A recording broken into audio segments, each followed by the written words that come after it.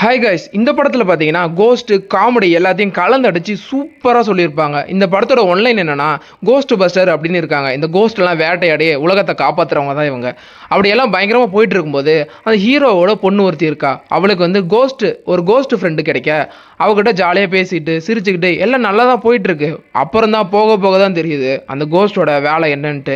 அவள் விடுற சாபம், அது மூலமாக வந்த பிரச்சனைகள், இந்த குடும்பம் அதுலேருந்து தப்பிச்சாங்களா இல்லையா அப்படின்ற சொன்ன படம் தான் கோஸ்ட் பஸ்டர் ஃப்ரோசன் எம்பையர். படத்துக்குள்ளே போகிறதுக்கு முன்னாடி நம்ம சேனல் சப்ஸ்கிரைப் பண்ணிக்காங்க, மிஸ்டர் மூவிஸ். நாங்கள் எல்லா படத்தையும் கெத்தாக காட்டுவோம். ஆனால் இந்த படம் உண்மையிலேயே வேறு லெவலில் இருக்கும். இந்த படத்தோட ஸ்டார்டிங் சீன்ல எல்லா சோல்ஜர்ஸும் பரபரப்பா எங்கேயோ போயிட்டு இருக்காங்க. கோடாரெல்லாம் எடுத்துட்டு ரூம் முன்னாடி போய் நின்றா அந்த ரூம்குள்ள இருந்து பயங்கரமான சவுண்ட் கேட்குது. அந்த சோல்ஜரும் அந்த ரூமோட கதவை தொட்டு பார்க்குறாரு. தொட்டு பார்த்துட்டு பயங்கரமா சில்லுன்னு இருக்கு அப்படின்னு சொல்றாரு. அப்படி அவர் பேசிட்டே இருக்கும்போது அவரோட கை அதை இறுக்கமா பிடிச்சிக்குது. அவரோட கை கொஞ்சம் கொஞ்சமா உறைஞ்சு போகுது. அப்புறம் அங்கிருந்த சோல்ஜர்லாம் அவரை இழுத்து போட்டு காப்பாத்துறாங்க. உள்ள போய் பார்த்தா எல்லாரும் பனிக்கட்டியா உறைஞ்சு போய் இறந்து போய் கிடக்குறாங்க. அங்க ஒரு சோல்ஜர் உட்காந்துட்டு இருக்காரு. அவர் கையில இது பால் மாதிரி இருக்க அதை போய் அந்த ஹெட்டு தொட போறான். தொட்ட உடனே அவன் கண்ணு முழிக்கிறான். அவ்வளவுதான், அங்க உறைஞ்சு போய் இருந்தாங்களே அவங்க எல்லாருமே தூள் தூளா நொறுங்கி போறாங்க. அதெல்லாம் முடிஞ்சு இந்த காலகட்டத்திலாம் காட்டுறாங்க. ஒரு சின்ன கார்ல எல்லாரும் போயிட்டு இருக்காங்க. பார்த்தா நம்ம ஹீரோட கேங் தான். அவங்களோட ஃபேமிலியில் இருக்க எல்லாரும் அதுக்குள்ளதான் இருக்காங்க. வெளியில பார்த்தா ஒரு ஈல் ஃபிஷ் அப்படி பறந்துகிட்டு இருக்கு. என்னடா இது அப்படின்னு பார்த்தா அது ஒரு கோஸ்ட். ப்ளூ கலரில் அது பறந்துட்டு இருக்க. இந்த பொண்ணும் எனக்கு சான்ஸ் கொடுங்க அப்படின்னு சொல்லிட்டு கதவை திறந்துடுறா.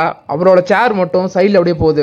போன உடனே ஒரு கன்று எடுத்து வேகமாக அதை சுட அதுக்குள்ளேருந்து அப்படியே எலக்ட்ரிக் மாதிரி போய் அந்த ஈல் ஃபிஷோட வாழை அப்படியே பிடிச்சிருது.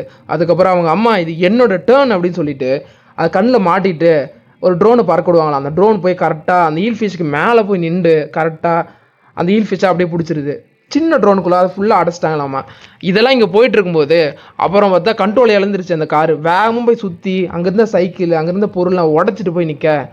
அடுத்து வந்து பார்த்தீங்கன்னா அந்த கோஸ்ட் பஸ்டருக்குலாம் ஹெட் இருப்பார்ல, அவர் வந்து கூப்பிட்டு வச்சுட்டு நீங்கள் என்ன பண்ணியிருக்கீங்க தெரியுமா, எவ்வளோ சேதம் ஆயிருக்கு தெரியுமா, அதெல்லாம் நீங்கள் தான்டா பார்க்கணும் அப்படின்னு சொல்லி அவர் திட்டிகிட்டு இருக்கு.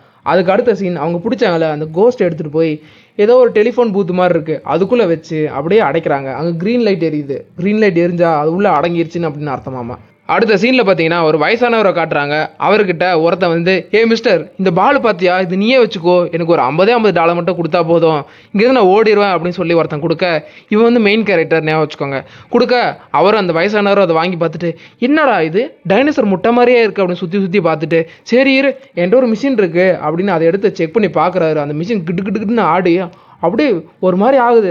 அங்கே இருக்கிற அந்த வீடு அங்கே இருக்க அந்த ஸ்டோர் இருக்குது பார்த்தீங்களா, அதுவும் அப்படியே ஆட அந்த வயசானவருக்கு என்ன சொல்கிறதுனே தெரில. உடனே அவர்கிட்ட இந்த காசு எடுத்து கொடுக்க அவனும் சின்னவங்கள்ட்ட அப்புறம் வரேன் அப்படின்னு சொல்லிட்டு அவன் வேகமாக வெளியே போயிடுறான். அந்த சுருட்ட முடி வச்சிருப்பாள் அந்த பொண்ணு வந்து வெளியே போய் நம்ம செஸ் விளையாடலாம் அப்படின்னு சொல்லிட்டு எல்லா காயினையும் அடுக்கி அவளே விளையாடிட்டு இருக்க. ஆப்போசிட்டில் காயெல்லாம் கொஞ்சம் கொஞ்சமாக நகர ஆரம்பிக்குது. என்னடா நடக்குது அப்படின்ட்டு விசித்திரமாக பார்த்துட்டே இருக்க. ஒரு உருவம், அதுவும் ஒரு கோஸ்ட்டு தான். அப்படியே அந்த பொண்ணு வர அவள் அப்படியே பேசுகிறா, என்னை பார்த்தா உனக்கு பயமா இல்லை? அப்போ உடனே சுருட்டு முடி வச்ச பொண்ணும், நான் ஏன் உன்னை பார்த்து பயப்படணும், நீ ஒன்றும் அவ்வளோ பயங்கரமாலாம் இல்லையா, அழகாக இருக்க அப்படின்னு சொல்ல, ஓ அப்படியா, நான் எப்படி திரும்ப செத்து போனேன், தீயில எரிஞ்சு கருகி செத்து போனேன்னு சொன்னோன்னே அந்த பொண்ணும் சரி சரி சரி அதெல்லாம் சொல்லாத அப்படின்னு பேசிகிட்டே இருக்கும்போது உனக்கு கூட பேச நல்லா இருக்கு அப்படின்னு சொல்லிட்டு அந்த பொண்ணு அங்கேருந்து காணாமல் போயிடுறா. அப்புறம் அவள் வீட்டுக்கு வந்ததுக்கப்புறம் அவங்க அம்மா அப்பாவுக்குலாம் ஏதோ கால் வருது. இவளை மட்டும் விட்டுட்டு எல்லாரும் அங்கேருந்து தெரிச்சிடுறாங்க. இவளாம் என்ன பண்ணுவா, அமைதியாக ஒரு இடத்துல உட்காந்துட்டு இருக்கா. அப்போது இவளுக்கு ஒரு கால் வருது. இங்கே பார்த்தீங்கன்னா இங்கே ஒரு கோஸ்ட் இருக்குது அப்படின்னு சொல்லி கால் வர அவள் வந்து அவ்வளோதாண்டா இதாண்டா சான்ஸு. அம்மா அப்பாலாம் வெளியே போயிட்டாங்க. இப்போ அம்மா அப்பாலாம் பொதுவாக வெளியே போனால் பசங்களாம் என்ன பண்ணுவாங்க தெரியும்ல, அதே மாதிரி தான் அவள் வெளியே போனவுடனே எல்லா ட்ரெஸ்ஸையும் எடுத்து மாட்டிக்கிட்டு அவன் ஃப்ரெண்டையும் துணை கூப்பிட்டுட்டு அங்கே போய் பார்த்தா இவ கூட செஸ் விளையாடிட்டு இருந்தால ஒரு பூதம், அந்த பொண்ணு தான் அங்கே உட்காந்துட்டு இருக்கு. ஹேய் இவனை இங்கே பாப்பன்னு நினச்சி கூட பார்க்கல அப்படின்னு சொல்ல அந்த பையனும் சுடு சுடு சுடு அப்படின்னு சொல்லிட்டு இருக்கான். அந்த பொண்ணுக்கா மனசே கேட்கல, ஏன் என் ஃப்ரெண்டை சுடணும் அப்படின்னு சொல்கிற மாதிரி பார்த்துட்டு இருக்க. அந்த பொண்ணும் பூதமான அந்த பொண்ணும் அங்கேருந்து பூந்துட்டு வெளியே போயிடுவா. அவ்வளோதான். அப்புறம் இவன் ஆன் பண்ண அங்கே இருக்கிற கண்ணடனே தெரிச்சு போயிடுது. அந்த பையன் உடனே வந்து ஏமா மகராசி ஏமா விட்டீங்க அப்படின்னு கேட்குற மாதிரியே பேசிகிட்டு இருக்காங்க. இதெல்லாம் நடந்துட்டு இருக்கும்போது இன்னொரு சைடில் பார்த்தீங்கன்னா அந்த பாலை இவங்களால் ஆராய்ச்சி பண்ண முடியல. அதனால் அந்த வயசானவர் இன்னொருத்தங்கிட்ட போய் கொடுத்துருப்பாங்க. அவங்க எப்படின்னா இந்த மாதிரி கோஸ்ட் இருக்குது, இந்த மாதிரி ஆன்மா சக்தி உள்ளே இருக்குது அப்படின்ற பொருட்கள்லாம் கொண்டு வந்து அதுக்குள்ளேருந்து கோஸ்ட்டை பிரித்து எடுக்கிறது தான் அவங்களோட வேலை. அதே மாதிரி தான் இந்த பாலையும் உள்ளே வச்சு ஆராய்ச்சி பண்ணிகிட்டு இருக்கும்போது என்னாச்சு எல்லாம் ஒரு மாதிரி போயிட்டுருக்கு அப்படின்னு சொல்லி பார்த்துட்டு இருக்கும்போது அங்கே இருக்கிற எல்லா கண்ணாடியெல்லாம் உடையுது, ஒரு மாதிரி ஷேக் ஆகுது. அப்புறம் பார்த்தீங்கன்னா மிஷினே ரிப்பேர் ஆகிடுது. இப்போ போய் பேக்கப் ஜென்ரேட்டர் இருக்கும்பா, யாரும் கவலைப்படாதீங்க அப்படின்னு ஒருத்தன் சொல்கிறான். சொன்னதுக்கப்புறம் இவனே அந்த பாலை போய் தொட ஃபர்ஸ்ட் சீனில் அந்த சோல்ஜர் வந்து தொடுவார்ல கதவில் அப்படியே கை ஒட்டிக்கல, அந்த மாதிரி இவன் கையும் ஒட்டிக்குது. அவ்வளோ வந்து எடுக்கவே முடியல. பால் அப்படியே மேலே இருந்து கீழே விழுந்து அப்படியே கீழே உடச்சிக்கிருது. அந்த அளவுக்கு அந்த பால்குள்ளே ஸ்ட்ரென்த் இருக்குது. அடுத்த சீனில் பார்த்தீங்கன்னா அந்த பொண்ணு வந்து தன்னோட வீட்டில் இருக்கும்போது அந்த கோஸ்டான அந்த பொண்ணு ஜன்னல் ஓரமாக வந்து நிற்கிறா. அம்மா இங்கே நீ என்ன பண்ணுற அப்படின்னு கேட்க, அவளை நான் உள்ளே வரலாமான்னு கேட்டு உள்ளே வரா. உள்ளே வந்ததுக்கப்புறம் இந்த பொண்ணு, உன்னோட ரூம் நல்லா இருக்குது, இந்த ரூம் மட்டும் தான் நல்லா இருக்குமா, மற்ற விஷயமும் நல்லா இருக்குமா அப்படின்னு அந்த கோஸ்ட் பொண்ணு கேட்க, உடனே இவ்வளோ கூட்டிகிட்டு கடகடன்னு போயிட்டு அந்த கோஸ்ட்லாம் அடைச்சி வைப்பாங்கள்ல அங்கே போய் நிற்க வைக்கிறா. அதை நீ தொடாத அப்படின்னு சொல்ல அந்த பொண்ணும் அங்கே தொடர மாதிரி வந்து சரி நான் தொடலை அப்படின்னு அந்த கோஸ்ட் பொண்ணு சொல்கிறா. அதுக்கப்புறம் அவள் கையில் ஒரு தீப்பெட்டி மாதிரி வச்சுருக்கா. இதை நான் பண்ண தப்பால் தான் என் குடும்பம் மொத்தமும் இறந்து போச்சு அப்படின்னு சுகமாக சொல்லிட்டு இருக்கும்போது அப்படி திடீர்னு அவள் மறைஞ்சிருவா. அந்த பொண்ணு என்ன பண்ணுறதுன்னு தெரியாமல், என்னடா இந்த பொண்ணு இங்கே தாண்டா இருந்தா அதுக்குள்ளே மறைஞ்சிட்டாலே அப்படின்னு சொல்லிட்டு அவளும் அங்கே தான் நகர்ந்து போகிறாள். அவங்க ஒரு பால் வச்சுருந்தாங்களே அது விசித்திரமாக இருந்துச்சு. அதை கொண்டு போய் இதை விற்றான் பார்த்தியா, அவன்கிட்டே போய் அடிக்கணும்டா அப்படின்னு சொல்லிட்டு அவன் வீட்டுக்கு போய் கதவை தட்டுறாங்க. நீங்கள் தான் ஹாரியா, நீங்கள் தான் விற்றீங்களா அப்படின்னு கேட்க, அப்படியும் இருக்கலாம் அப்படின்னு சொல்லி கதவை சாத்திடுறான். உடனே இவங்க போயிட்டு நாங்கள் காசு திருப்பி கேட்க வரல, கதவை திறங்கன்னு சொன்னோடனே, ஓ அப்படியா, அப்போ உள்ளவாங்க அப்படின்னு சொல்லிட்டு கூட்டு போய் காட்டினோடனே, எங்கள் பாட்டிக்கு நான் ஒரே பேரன், எங்கள் பாட்டியோடது தான் இது அப்படின்னு சொல்லிட்டு அவன் ரூமை போய் காட்ட அந்த ரூம்குள்ளே எக்கச்சக்கமாக என்னென்னமோ இருக்குது. ஏதோ மாட்டு கொம்பு, அந்த ஃபஸ்ட்டு சீனில் வந்து சோல்ஜர் ஒருத்தன் படுத்துருக்க மாதிரி உட்காந்துருக்க மாதிரி காட்டுவாங்களே அவனோட ட்ரெஸ்ஸு எல்லாமே இருக்க. அப்போ தான் அவங்களுக்கு புரிய வருது, இங்கேருந்து தான் அந்த பால் எடுத்திருக்க, நீ பெரிய தப்பு பண்ணிட்ட அப்படின்னு சொல்லிட்டு இருக்கும்போதே அந்த பாலை செக் பண்ணுவாங்களே ஒரு மிஷின் மாதிரி, அதை எடுத்துன்னு வந்து கொரோனா பாசிட்டிவாக இருக்கா இல்லையான்னு செக் பண்ணுவாங்களே அந்த கொரோனா டைமில்.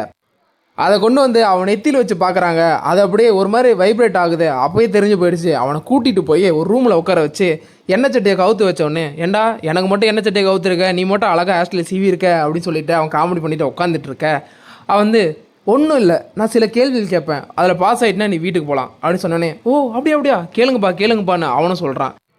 அந்த வயசானவரும், இப்போ நீ வந்து ஒரு குழந்தைய கடத்திட்டு போகிற ஓகேவா, அதை தோலை உரித்து சாப்பிடுவியா தோலை உரிக்காமல் சாப்பிடுவியா அப்படின்னு கேட்க, அவனே அடங்கு ஒப்பமானே என்னடா கேள்வி இது, இல்லை அந்த மாதிரி கேள்விக்கலாம் நான் பதில் சொல்ல மாட்டேன் அப்படின்னு சொன்னோடனே, நீ நினைக்கிற அளவுக்கு அது மோசமான கேள்வி இல்லைடா, கோழி குஞ்சு இருக்குல்ல அதை எடுத்துகிட்டு போய் எப்படி சமைச்சு சாப்பிடுவேன் தான் கேட்க வந்தேன் அப்படின்னு சொல்லிவிட்டு அவன் மேலே பேனாவை தூக்கி போட, ஏன் இப்படி பேனாவை தூக்கி போகிறீங்க, எனக்கு கோவமாக வருது அப்படின்னு காமெடி பீஸ் சொல்கிறான்.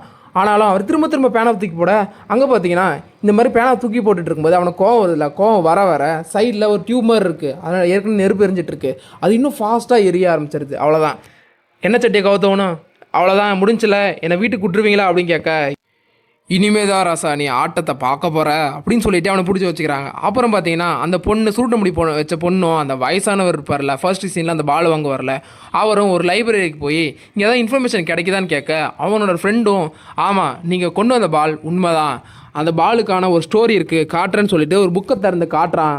அந்த புக்கில் பார்த்தீங்கன்னா அந்த பாலுக்குள்ளே இருக்கிறது ஒரு கோஸ்ட். ஆமாம், அந்த கோஸ்ட் முன்னொரு காலத்தில் இப்போ இவங்க இருக்காங்களே அந்த இடம் பார்த்திங்கன்னா ஒரு ராஜ்யமாக இருந்தது. அந்த ராஜ்யத்தை காப்பாற்றணும்னு சொல்லிட்டு மந்திர சக்தியெல்லாம் பயன்படுத்தி அந்த நாட்டை அவன் காப்பாற்றினானம்மா.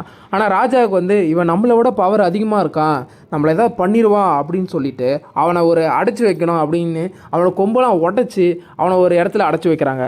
ஆனால் அவனோட சக்தி அதிகமாக வெளியே வந்து எல்லோரும் தாக்கலான்னு வெளியே வரான். அப்போது அந்த சீனில் கவசத்தை போட்டுட்டு ஒருத்தன் ஃபஸ்ட் சீனில் படுத்து உட்காந்துருந்தால அதே கவசத்தை போட்டுட்டு ஒருத்தர் ஃபயர்மேன் வேகமாக வந்து அவனை அடைச்சி வச்சுட்டாங்க. அந்த பால்குள்ளே தான் அடைச்சி வச்சாங்க, அந்த பாலை தான் நீங்கள் வச்சுக்கிட்டு சுற்றிட்டு இருக்கீங்க அப்படின்னு ஒரு கதையை சொல்கிறான். அதுக்கப்புறம் அவ்வளோதான், இவங்களுக்கெல்லாம் தூக்கி வாரி போடுது, என்னடா பண்ணுறது அப்படின்னு சொல்லி முழிச்சிட்டு இருக்காங்க. அந்த நேரத்தில் அந்த உறைஞ்சி போகும்போது அவங்க ஒரு டேப் ரெக்கார்ட் பண்ணதாகவும் அந்த வாய்ஸ் எங்ககிட்ட இருக்குதுன்னு சொல்லிட்டு எடுத்து இந்த வாய்ஸை போட்ட உடனே இது ஒரு சக்தி மாதிரி ஏதோ ஓடிக்கிட்டு இருக்கு, லேசர் லைட்லாம் அப்படி பறக்கும் பார்த்தீங்களா, அது வந்து வேகமாக ஓடி அந்த இதை தூக்கிட்டு போய் குப்பைத்தொட்டி மாதிரி ஒரு கவரில் போட்டு வேகமாக எகிரி போயிட்டுருக்கு. என்னடா கருமோ இது அப்படின்னு பார்க்கும்போது தான் தெரியுது அதுவும் ஒரு கோஸ்ட்டு. அந்த அடித்து வச்சுருக்காங்களே அந்த கோஸ்ட்டை வெளியே கொண்டு வரதுக்காக இதுவும் கஷ்டப்பட்டுட்டு இருக்காமா. இது எதுக்குள்ளே போதோ அந்த உருவத்தை கண்ட்ரோல் எடுத்துக்குமாமா. வேகமாக அது எகிரி போயிட்டுருக்கு. இந்த பசங்க அந்த தாத்தாவும் வேகமாக வந்து பார்க்குறாங்க, பார்த்தா அதை காணோம். எங்கடா இருக்குன்னு பார்க்கும்போது அங்கே ஒரு சிங்க பொம்மை இருக்குது, சிங்கம் சிலை இருக்குது. அந்த சிலைக்கு பக்கத்தில் அந்த கவரோட அது இருக்க, அதை எடுக்கலான்னு அவர் தாத்தா நினச்சி கையை விட்டு எடுக்கிறாரு. திடீர்னு ஆடுது. என்னடான்னு பார்த்தா அந்த சிங்கத்துக்குள்ளே அந்த லேசர் மாதிரி இருக்குது பூந்துருச்சாமா. பூந்துட்டு அதுக்கு அதை சக்தி கிடச்சிருது.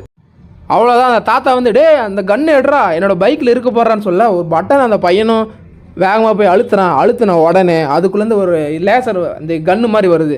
அப்படியே அதை லான்ச் பண்ணுறாங்க. அந்த சிங்கம் வந்து அந்த தாத்தாவை அட்டாக் பண்ணுற மாதிரி வர அதோட வாழை அந்த பொண்ணு வெட்டிடுறா.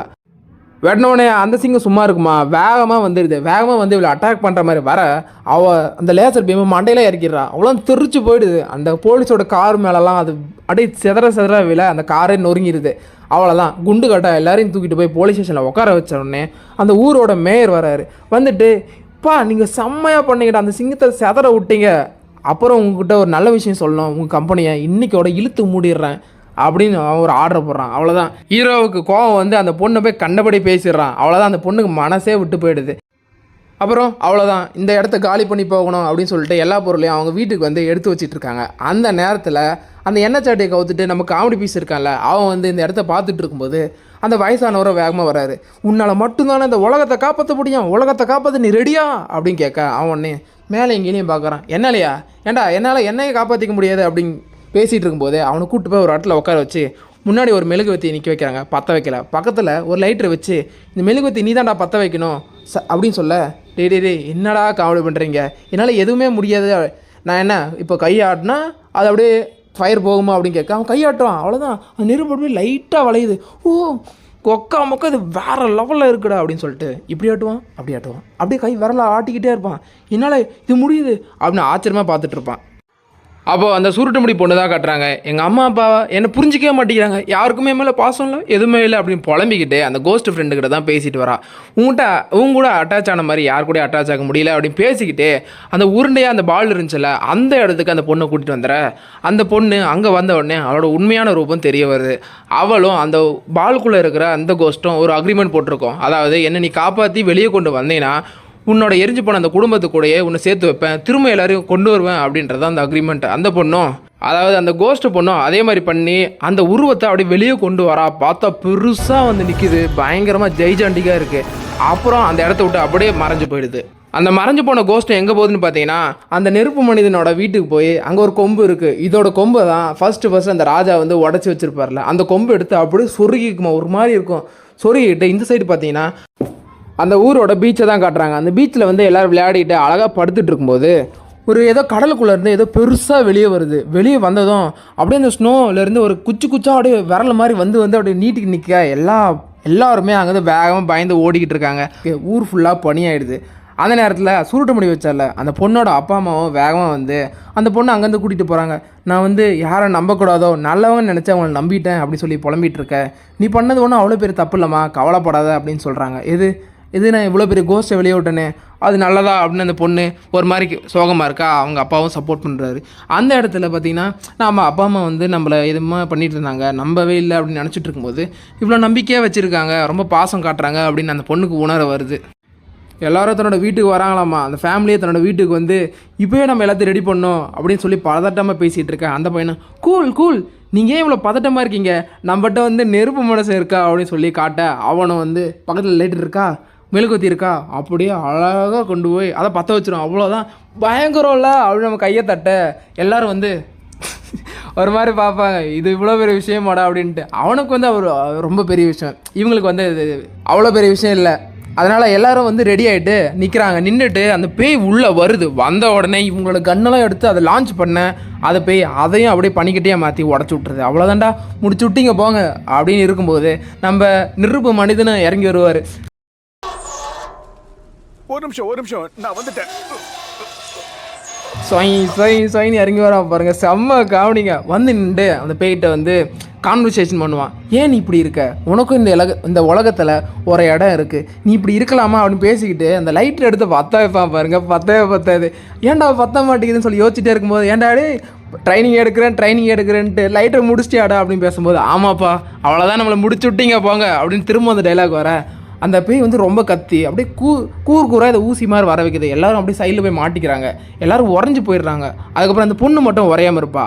அவளோட கையில் இருக்கிற கன் எடுத்து வந்து அந்த பேய் அட்டாக் பண்ண அந்த பேய் அதையும் இது பண்ணி விட்டுருது. அந்த பொண்ணை அப்படியே பனிக்கட்டையே மாற்றிடுது. அந்த இடத்துக்கு பார்த்தீங்கன்னா அந்த கோஸ்ட் பொண்ணு வந்துடுவா. இவனால் என்னோடய அப்பா அம்மாவை கொடுக்க முடியாது, எங்கள் ஃபேமிலியை திரும்பி கொண்டு வர முடியாதுன்றதை நான் உணர்ந்துட்டு அப்படின்னு சொல்லிட்டு அவர் வத்திப்பட்டு வச்சிருப்பாள். அப்படியே பற்ற வைக்க அதுலேருந்து நெருப்பு அப்படியே அழகாக பறந்து வரும்.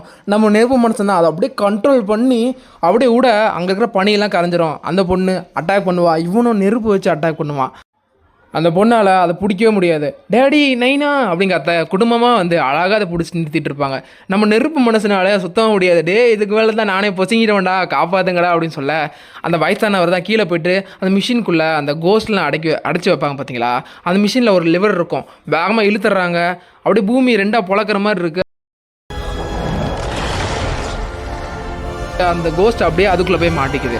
மாட்டின உடனே பச்சை கலரில் லைட் எரியும். எரிஞ்சா வந்து அந்த கோஸ்ட்லாம் உள்ளே அடங்கிருச்சு அப்படின்னு அர்த்தம். அம்மா பச்சை கலரில் லைட் எரிஞ்ச உடனே அவ்வளோதான், இது முடிஞ்சு அப்படி இங்கே கீழே பேசிகிட்டு இருக்கும்போது நம்ம நெருப்பு மனசுனா ஓ நம்ம ஜெயிச்சிட்டோம், ஐயோ ஜெயிச்சிட்டோம்ப்பா அப்படின்னு அழுகுறான். அவ்வளோதான், இந்த படம் இங்கே முடிகிற மாதிரி காட்டுறாங்க. அந்த கோஸ்ட்டு பொண்ணும் நான் உலகத்தோட கரைய போகிறேன் அப்படின்னு சொல்லிட்டு அப்படியே கரைஞ்சிருவா.